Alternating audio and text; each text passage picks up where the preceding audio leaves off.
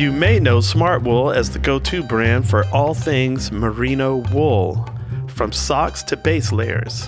SmartWool has been keeping people comfortable outside for decades with some of the softest and ethically sourced merino wool out there. Well, on November 11th, SmartWool is bringing back its limited edition SmartWool and Grateful Dead collection. That's right. SmartWool is dropping an exclusive collaboration right in time for the holidays, from t-shirts and hoodies to beanies and socks. Now you can have the next level of comfort of SmartWool with all your favorite iconic Grateful Dead designs. So mark your calendars, November 11th, that's 11/11, and shop the drop exclusively at smartwool.com.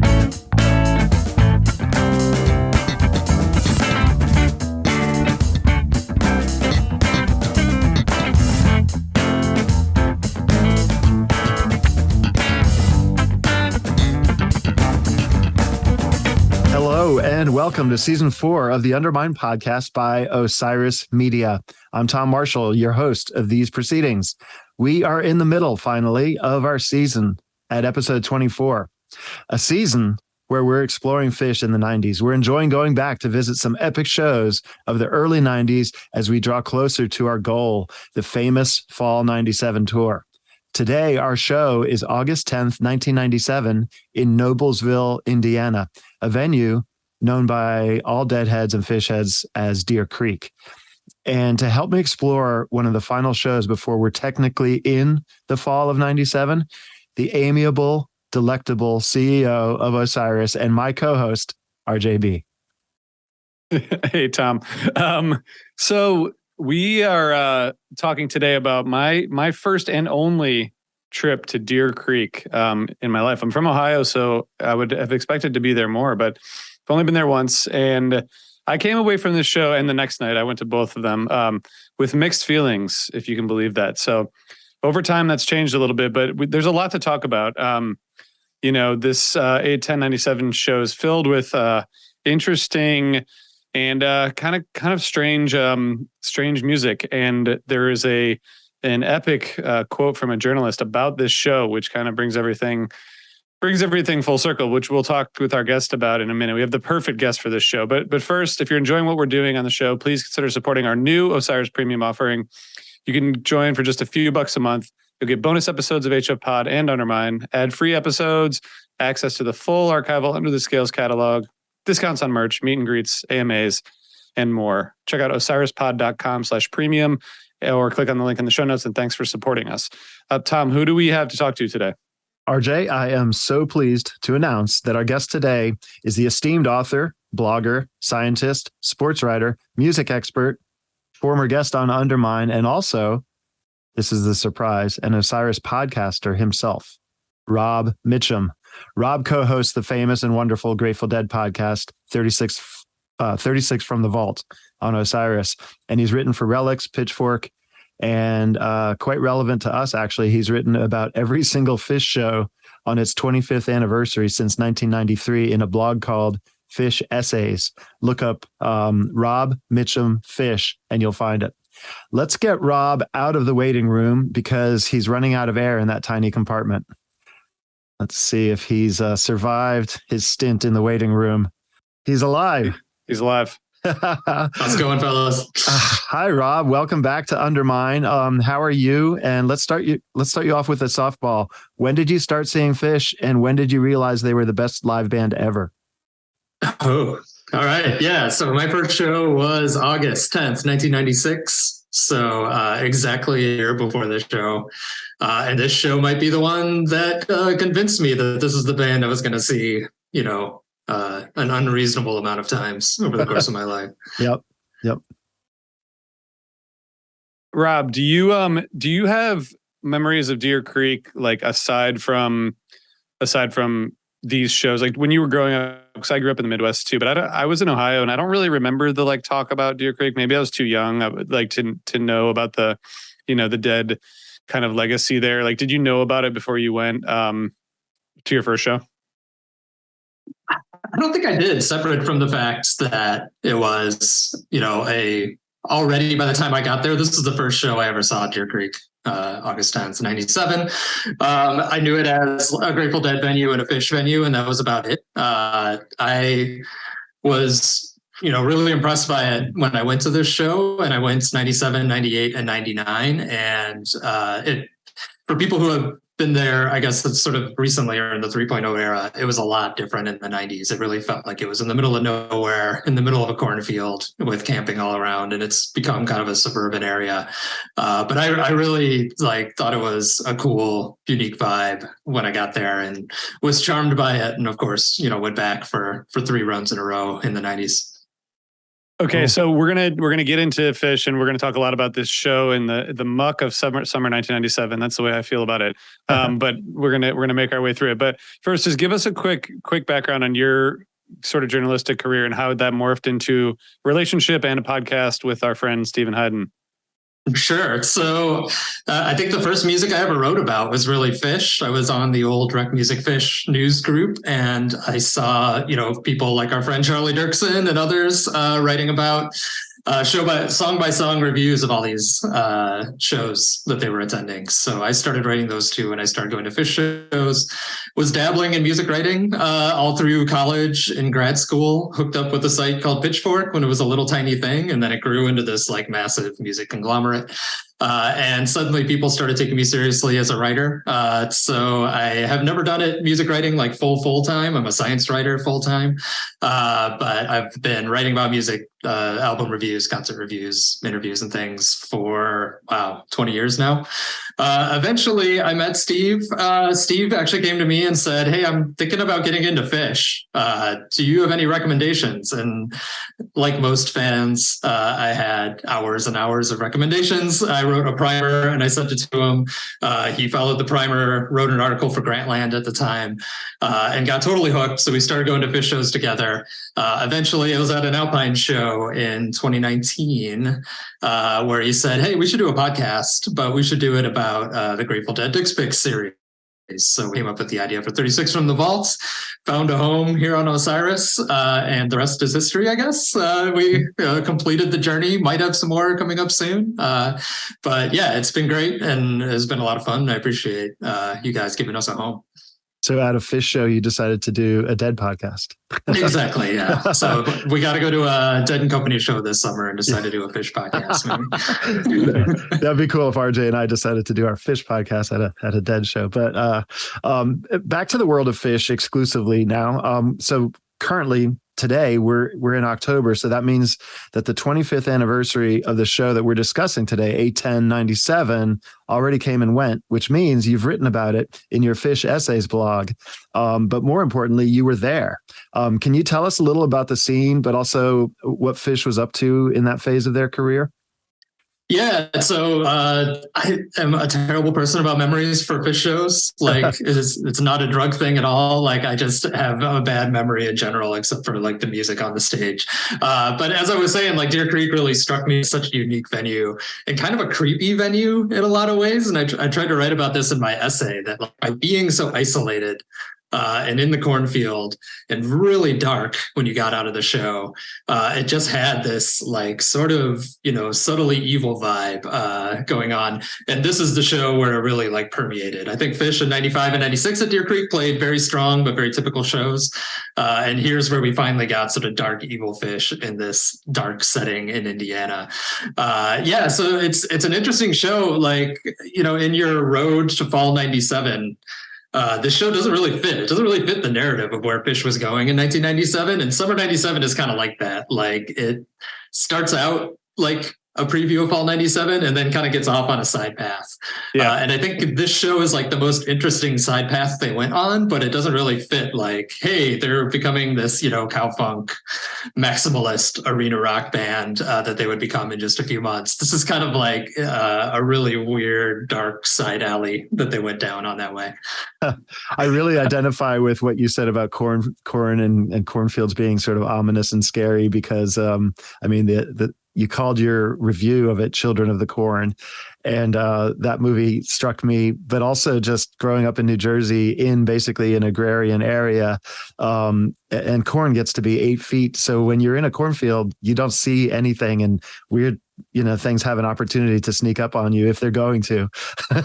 But so you had an ominous feeling, and you mentioned something about that the Deadhead riots of 1995 also happened there. And I was wondering, for those of us, including me, unfamiliar with that, what the heck was that all about?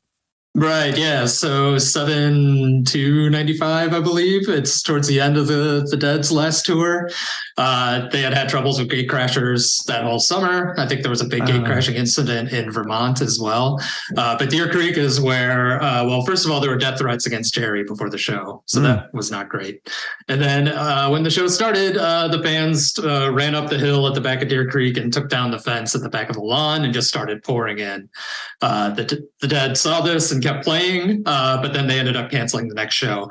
If you get a chance on the archive.org Dead collection, there is a recording from the band's in-ear monitors. So they were talking to each other during that set.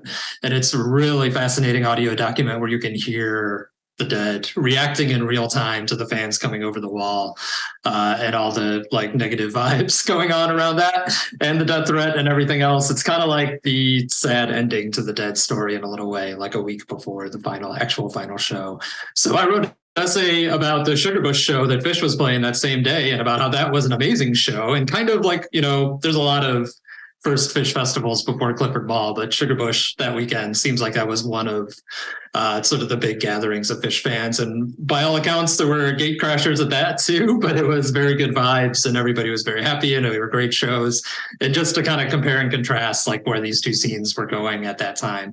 So I think, Deer Creek, maybe it's forgotten a little bit now by the younger fans, but Deer Creek had this kind of negative connotation in the jam world, thanks to the Dead incidents in 95. It's good to hear that Phish has friendly, good vibe gate crashers instead of bad vibe gate crashers.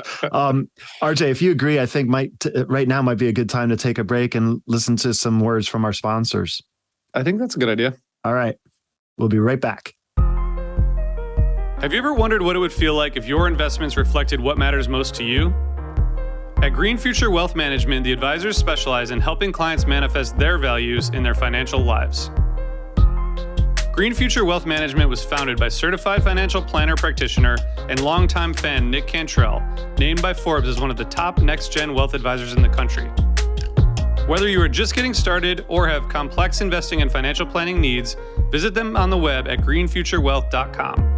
You can sign up for the email list or take the Investing Values quiz. When you feel ready, schedule a free virtual consultation. In appreciation for the amazing Phish community and the incredible work being done by fans across the country, Green Future Wealth Management will be donating 10% of asset management proceeds from new Osiris listener clients to Fans for Racial Equity. Just be sure to mention Osiris when booking your appointment. Create your green future.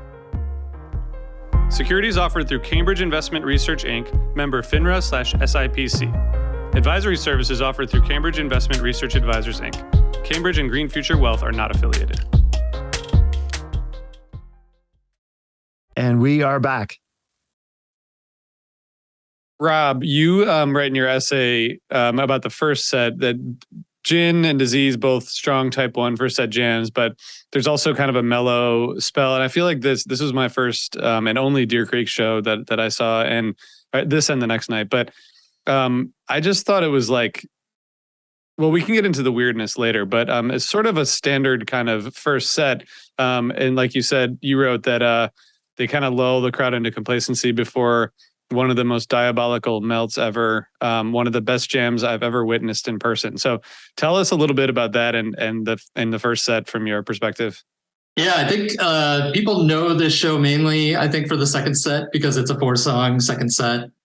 If you count Rocco Williams as an actual song, which is debatable, but it's it has one of these classic, very jammy second sets. But the first set, I think, is maybe even better because it has really unique versions of melts, a really unique hood at the end. This melt is just if you like evil, angry, aggressive, split open and melt. this is premium version of that. If you like the band King Crimson, this is a great version for you to check out, because it is officially notated as teasing a King Crimson song, Lark's Tongue and Aspic Part 2, I believe. I think it's kind of an approximate tease, like an approximate jam on that song, but it is super frippy, super King Crimson-y, and just being like a relentless like effects attack from Trey. I was trying to remember, it must have been nighttime by this point, but it's pretty early in the show for a jam that goes this deep and is this dark. And it's just like I said, it's not the happy party punk of Phish Fall 97. It is like a really, really like horror movie attack on the crowd. Builds to a beautiful ending too. I mean, it's got this crazy King Crimson part. It's got a beautiful sort of spacey passage. It goes back into Melt like it's closing up. And then out of nowhere, Trey is like, I'm going to play Third Stone from the Sun over the Split Open and Melt rhythm. And it's like one of those moments where the rest of the band, like, they get it immediately and are right there with them. So it's almost like a mashup at the end between those two songs. It works so perfectly. So yeah, just like a 20-minute Melt plopped in the middle of this set, which is, otherwise a fairly chill set. Like, it's got a lot of, the newer ballads and shorter songs and things. And then this real, slice of horror in the middle.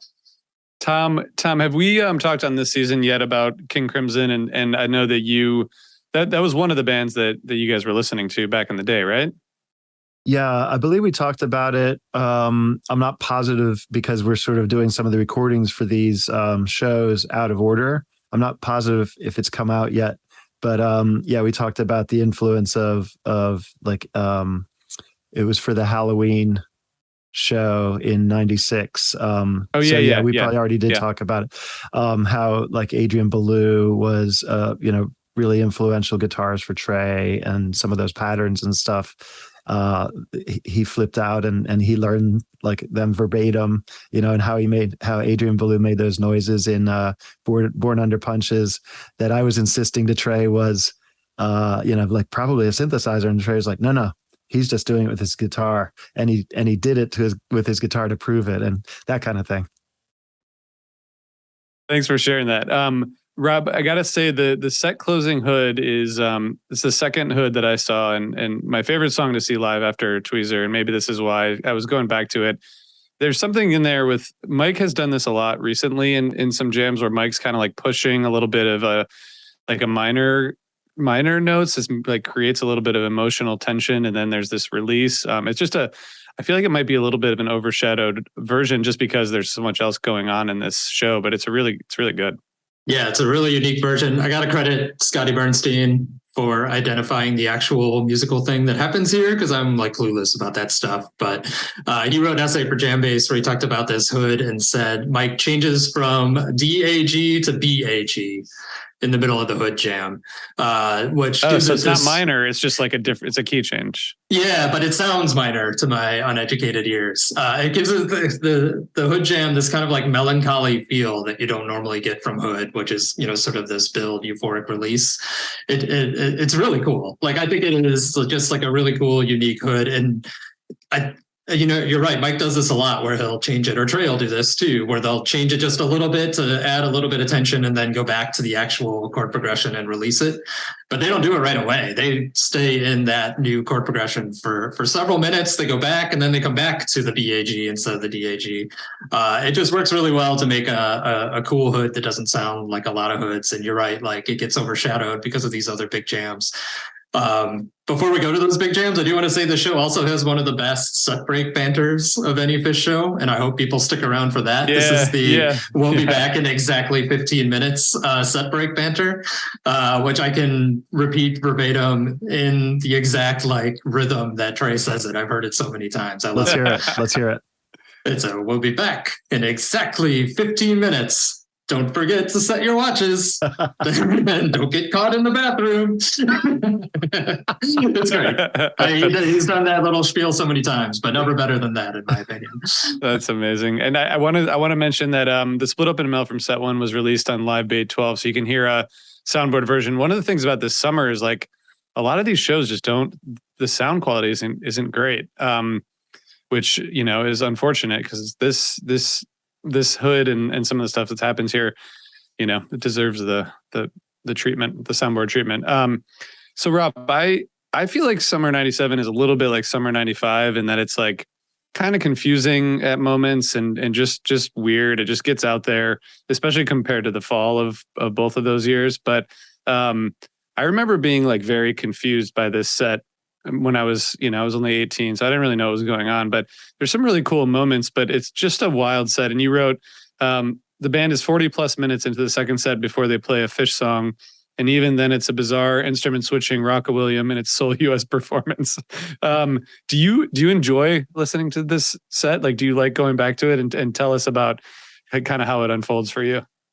I think I like the first set a little better than the second set in this case, just because the Melt and Hood are so good. But this is a great set and a great example of Phish at its extremes. We haven't talked about the review yet. I imagine we'll talk about the newspaper review. Yeah. About this show. But yeah, it's one of those sets where it really feels to me like they came out with the intention to jam, like no matter what. I don't know how often this happens. Tom would know better than me. But it seems like they had planned, like, we're going to open with Cities and we're just going to take it out and we're going to see where it goes. And where it goes is Good Times, Bad Times, which is very unusual in the middle of a set after about 25 minutes of Cities jam. And then they jam Good Times, Bad Times too. And then they get on the theremin and then they do a rotation and then they do Rock-a-William and then they do a very unusual Bowie. So it is just like pushing the limits of what Phish can get away with in concert, which is exactly what the newspaper review hated about it and exactly what I, as an 18-year-old, loved about it and what I think a lot of Phish fans love about it, because it's just so like perverse, like that they would be in front of 25,000 people, a giant amphitheater in the middle of nowhere, and they would play, two covers, like a song about their friends where they're playing the wrong instruments. Like it's just like no other band could do this or would do this. No, but I can totally see like an 18-year-old RJ getting confused by it. And we've talked about a few shows where, you kind of walk away or people have walked away or even have God forbid, brought one of their best friends after saying how incredible Phish is and to a first show like this where people walk away confused, like, what just happened to me? And I think what you're referring to, and we've been dancing around it a little bit, the infamous newspaper review that this is the show that inspired the famous Phish could urinate in its fans' ears and tell them it's music quote, right? Right. Who said that? And did you agree? And do you now, looking back 25 years later? Well, it's fellow Osiris family member Marc Allan, right? Wrote the review, which is a hilarious postscript to this story that he ended up being on, the music podcast family around Phish. Well, and I before you say that, I just want to just quickly, the Tapes Archive, which is the show that Marc Allan's interview tapes are the source for this, and one of the episodes that they put out in 2019 was an interview with Trey from 93. And it's a really interesting listen. I'll link to it in the show notes, but there's he's sort of it's just such a different kind of conversation in 1993. And then Marc Allan, sees them in 97 and writes this article for the Indianapolis Star, right? Mm-hmm. Yeah. And it's like, you can find it. I have it on my Phish Crit Twitter account. I can repost it when this article comes out so everybody can see it, like a scan of the review. And just the pissing in their fans' ears part is pretty bad, but the whole thing is just a total hit job on Phish. And it's fascinating because I don't disagree with him. There's a lot of things he says that he says it as a negative, and I would agree with him and say it was a positive. But part of it is like Phish in 97, part of why the 97 summer tour is so up and down, I think, is because they were in this dramatic transformation, this deconstruction of what it means to be Phish. So, he clearly was a fan, and that interview from 93 really shows it, that he knew what Phish was about and he liked what Phish was doing in the early 90s. 90s. But 4 years later, Phish is trying to reinvent themselves and become a totally different band. And they're doing it on, some of the biggest stages in the country. And so for a reporter who maybe isn't following every move of Phish, like people were even online back then in the 90s, it would be totally baffling to see them doing this, to see them coming up and doing like Spinal Tap, Jazz Odyssey to people's ears, instead of, ripping through songs like they were doing in the early 90s. So we know that this story ended with some of the best Phish music. Partially due to my age, 97 through 99 is my favorite era of Phish. And they had to do shows like this to get to that point because they had to test the outer limits of what they could do on stage to maybe bring it back 10% and satisfy both, the really hardcore Phish heads and the outsiders who were just coming in and gawking at it. So that's what's so interesting about this show and why it's so great that you included it on the path to 97, because a show like this kind of has to happen every once in a while for Phish to just test its boundaries and then figure out, where is the middle ground that we're happy with, where we can still be challenging ourselves, but also still keeping the fans happy. I love that perspective that this is a challenge show, right? That this is the one that's on the kind of the outer limits where you don't become Phish without experiencing the outer boundary. I love that. That's great. We have a couple in this season that have been described that way, but this one in particular, the second set for sure is that. And I will say that, while it doesn't really totally match up with Fall 97, it does match up very well with some of the Europe 97 spring and summer shows that I think you're talking about as well. And they used Europe that year to really just throw out all the rules and be as weird as they wanted to be. And they were doing that in clubs with 500 people. So this is part of the thrill of this show, is that they were doing that same thing in front of 25,000 people instead. And that's it's really fun to hear and was amazing to experience if you knew the context, I guess, or some of the context. I think it's so strange because the summer tour, this is one of our two stops on the summer tour, but the Virginia Beach, the Walnut Creek, the even Shoreline and the Gorge, there's a lot of really good shows with strong playing. And then of course onto the Great Went. And then here you get the fourth and last rotation jam, which, between, like you said, the theremin solo and the rotation jam and Rock William, that's 20 minutes of the second set. That's basically them just fucking around. And I mean, it's just so interesting to me that I don't know why Deer Creek or why that night. And that's always the question, why does something happen at a particular show? And it might've just been like you guys said, it's just it could have been a breather, they were all right, let's just take the pressure off, or something else might have happened. I mean, it's strange to think about. I don't know if you have any theories about why this particular show ended up so bizarre, but there's probably no way to tell. I mean, I've always kind of speculated that maybe there was some intra-band tension for this show. I mean, the first set, not so much, but the second set, that run you talk about with the theremin solo and the rotation jam and Rock William and Bowie, the rotation jam is funny because Phish doesn't want to rotate.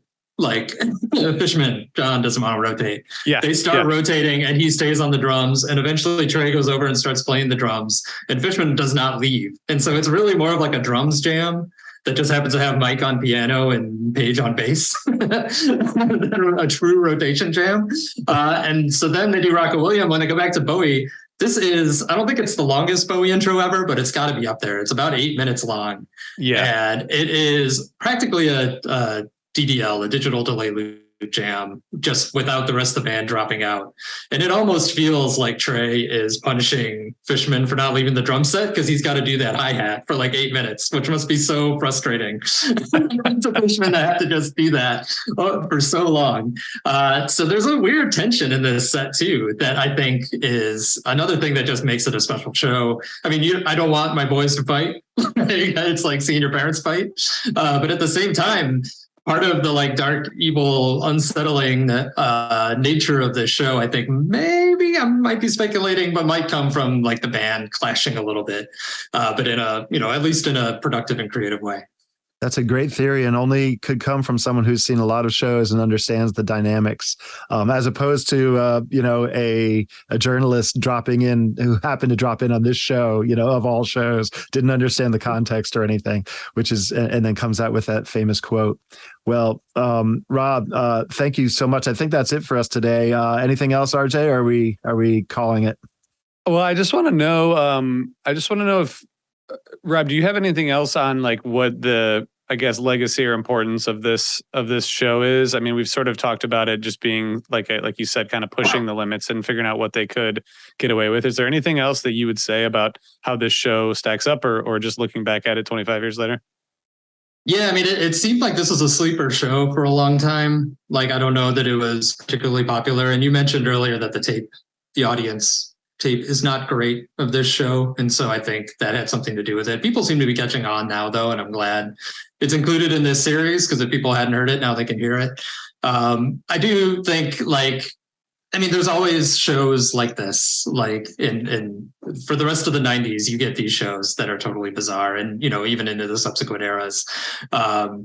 But yeah, as far as its legacy, I do think it's what we were talking about earlier, just as like exploring the outer boundaries of what they could do, only to take a step back. So it was Summer 97 in a lot of ways, I think, was like the last sort of cleansing before they could really streamline all the new things, all the new tricks they had learned for Fall 97. And when everything finally came together. I mean, charting show by show, like I've been doing on the essay project, has really shown that like Fall 97 didn't just happen. Like, this was something they had been working on for a year.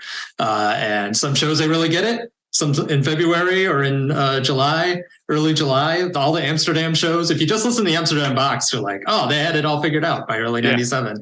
Yeah. But it took a long time, and all the Phish transformations take a long time. So this is a good show to sort of indicate, like, the evolution is not smooth. It's a zigzag. And yeah, there were better things around the corner.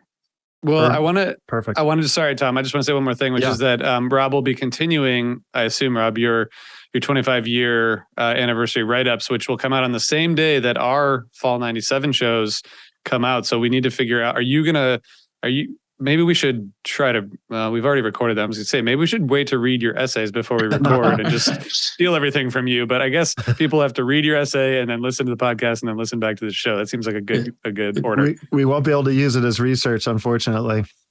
It'll be a full-time job for everybody to do their Fall 97. Those are long projects. Yeah. Exactly. No, I'm looking forward to the competition. It'll be nice. I'm a little nervous about writing about this tour and coming up with something new to say, but somehow it always happens. So I look forward to it. Looking forward to it for sure. And I'm looking forward to, I'm about to get in the car for about an hour. I'm going to put on this Melt, and then I'm going to listen to Lark's Tongues, but specifically, I think the song that maybe people were talking about was Easy Money on Lark's Tongues. So I'm going to listen to that and see if that was the one where I feel that part of it was taken from, or that jam comes from. Anyway, that's it. Thank you, Rob Mitchum. Thank you to all listeners and the Osiris team. And I want to give a quick shout out to Cash or Trade, the world's only social network where fans buy, sell, and trade tickets at face value. Check them out at cashortrade.org. Remember to review and subscribe wherever you listen or watch. And goodbye. And remember to continue to blaze onward. Thank you.